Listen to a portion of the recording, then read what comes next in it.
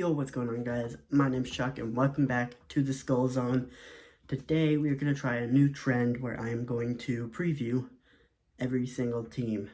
We're going to try to do this every day or 2 or 3 or I don't know when we're going to try to do this. We're going to try to do this as much as possible so we can get all the teams out of the way before the season starts, because I have some other videos I want to do, like QB rankings, wide receiver rankings, NFL power rankings, predictions.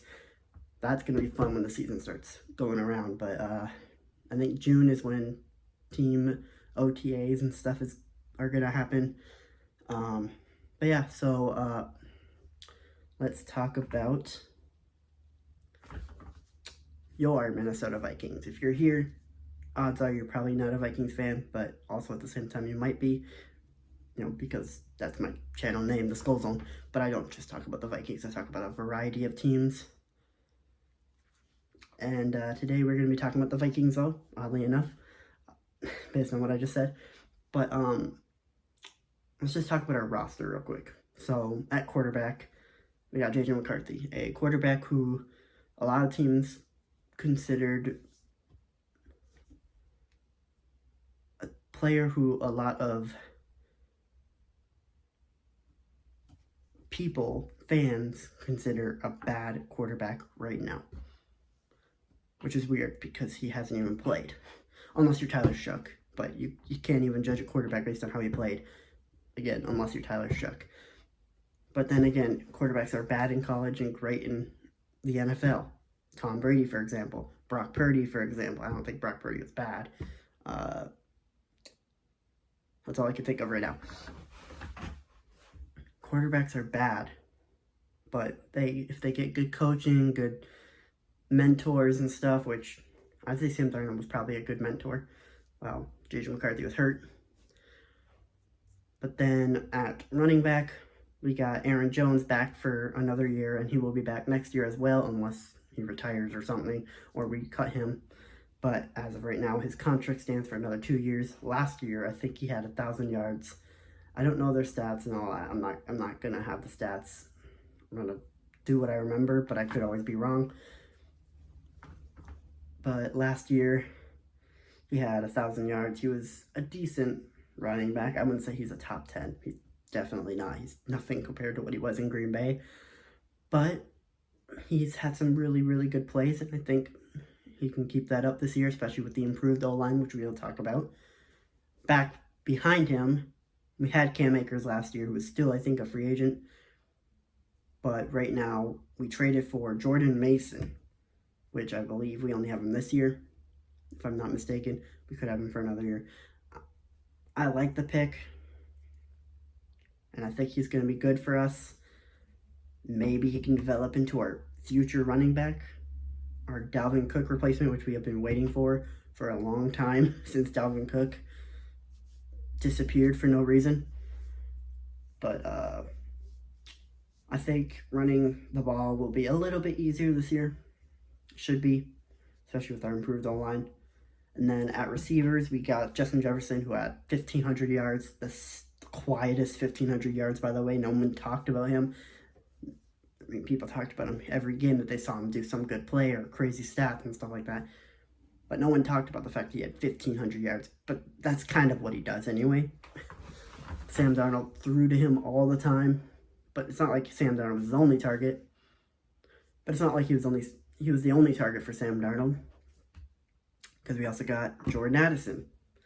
Jordan Addison, I think after this season, he will be due for a contract, which is going to suck because we don't have much money anymore with all the contracts we've done this year. But we should have enough to pay Jordan Addison this year. I think we should probably give him about $30 million a year. I say that's a fair thing, right? No, he's not that good. $20 million a year. $20 million a year, I think, is good for 4 years. Then we'll have him for an extra couple years. Jordan Addison had about 800 yards. He didn't play the first few games, I believe. He's a really good player, and I think Justin Jefferson and Jordan Addison are easily a top 3 duo in the league, because first off, we got the best receiver in the league, and then we got really, really good wide receiver too. Then we also drafted Ty Felton, in the 3rd round, which I was confused about that, but I like that pick.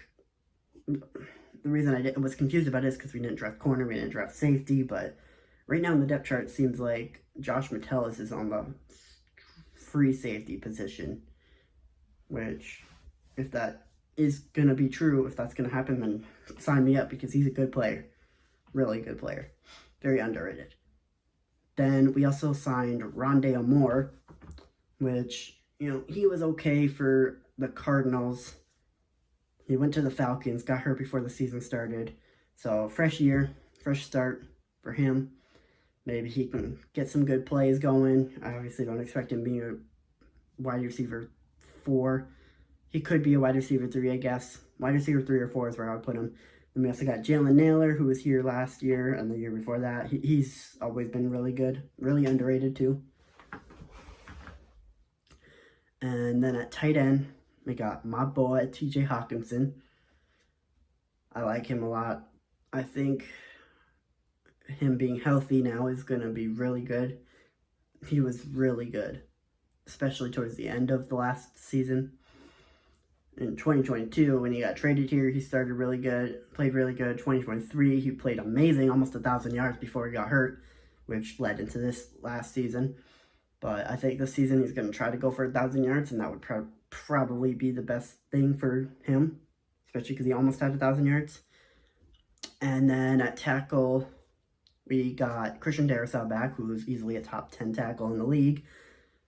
You could argue, I guess, I would say easily, but he's a very good tackle when he's healthy. Then we drafted from the Ohio State, Jonah Jackson. Then we drafted Donovan Jackson from Ohio State at guard. Who else do we have? Blake Brandel there at guard, possibly.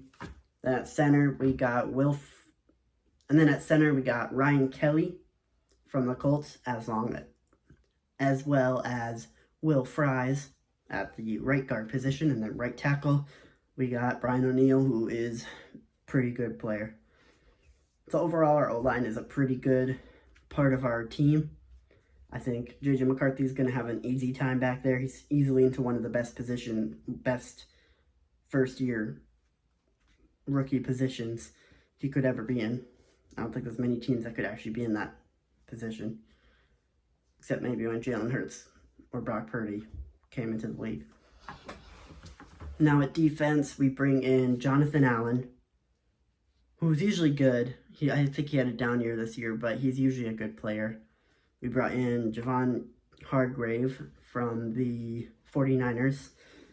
And we took 2 of their players this draft. We took 2 of their players this year because they lost a lot. But what else? We have Harrison Phillips, who is very underrated. Our run defense was one of the best this year, and he was a big reason. He did get hurt, I believe, for a couple games, but he came back, played really well. And then obviously we keep Jonathan. We have Jonathan Grenard, who had over 10 sacks last year. He was really good for us. Obviously, Andrew Van Ginkel, we just signed him to another 2-year contract, or I think it was a 1-year contract. So we have him for another 2 more years. He was amazing for us. Like, I don't know how the Dolphins could ever let him go. Then we have Dallas Turner coming to his 2nd year. I could see a breakout coming. We have Ivan Pace, who's going to need a contract. He's been okay. Not been a bad player. Blake Cashman, he's still there. He was really good when it comes to tackling and stuff like that. Like, he was a pretty good player. Then at safety, that's our weak point. Secondary. Secondary is a weak point. We got a lot of depth there, but still a weak point. So at strong safety, Harrison Smith, one of the best to ever do it at the safety position. Well, he is like 36 years old, and I expect him to maybe retire this year after the season, unless he wants to stay back for one more and win the Super Bowl. But that's why hoping we can win a Super Bowl this year for him. He's one of the only players to actually need a Super Bowl. Like, he deserves it more than any other player, except maybe Cam Hayward. But then like I said, we got at the free safety position, we got Jonathan Metellus. He was a pretty good player, pretty good like switch player, not a full-time starter, I don't think. I think he was more of the corner position or the slot. That's where we put him in. Then at corner, our CB1, obviously.